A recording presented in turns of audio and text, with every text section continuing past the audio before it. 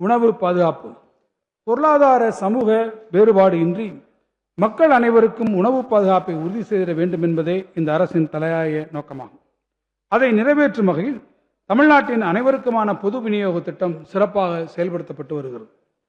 தமிழ்நாட்டில் வரலாறு காணாத வகையில் நடப்பு குறுவை பருவத்தில் இதுவரை 14.89 லட்சம் மெட்ரிக் டன்னும், கடந்த 5 ஆண்டுகளில் 2,15,39,333 மெட்ரிக் டன்னும் நெல் கொள்முதல் செய்யப்பட்டுள்ளது.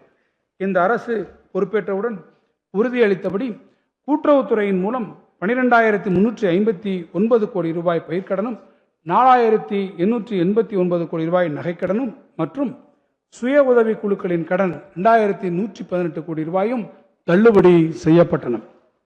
கடந்த 5 ஆண்டு காலத்தில் 69,087 கோடி ரூபாய் அளவிற்கு விவசாயிகளுக்கு பயிர்க்கடன் வழங்கப்பட்டுள்ளது.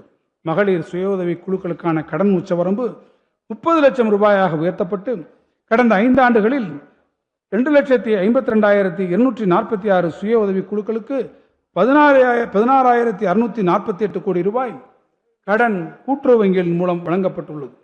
பொதுமக்களுக்கு தரமான மருந்துகளை குறைந்த விலையில் வழங்கும் நோக்கில் முதல்வர் மருந்தகம் திட்டம் தொடங்கப்பட்டு இதுவரை 26 கோடி ரூபாய் மதிப்பிலான மருந்துகள் விற்பனை செய்யப்பட்டுள்ளன. இதன் மூலம் 45 லட்சம் பொதுமக்கள் பயனடைந்துள்ளனர். இந்த இடைக்கால வரவு செலவு திட்ட மதிப்பீடுகளில் உணவு மானியத்திற்காக 14,000 கோடி ரூபாய் உட்பட கூட்டுறவு, உணவு மற்றும் நுகர்வோர் பாதுகாப்பு துறைக்கு 17,068 கோடி ரூபாய் ஒதுக்கீடு செய்யப்பட்டுள்ளது. நடமாடும் கால்நடை மருத்துவ ஊர்திகள் மூலம் தொலைதூர பகுதியில் உள்ள விவசாயிகளின் கால்நடைகளுக்கு சிறப்பான கால்நடை மருத்துவ சேவை வழங்கப்பட்டு வருகிறது.